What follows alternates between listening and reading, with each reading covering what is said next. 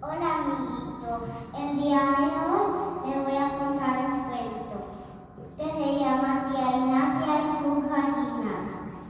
Había una vez en un campo muy grande, vivía Tía Ignacia y sus 5 gallinas.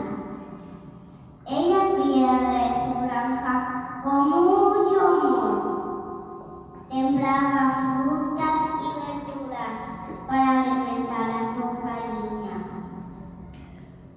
Y ella le llamaba diciendo, pico, pico, pico, pico.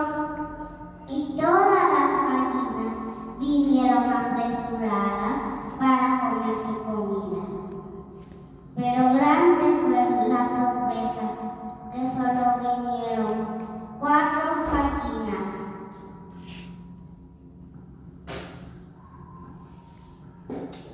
Y Tía Ignacia estaba muy preocupada.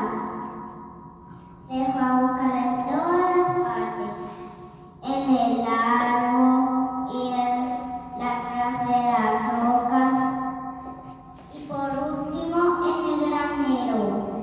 Y ahí estaba su gallina.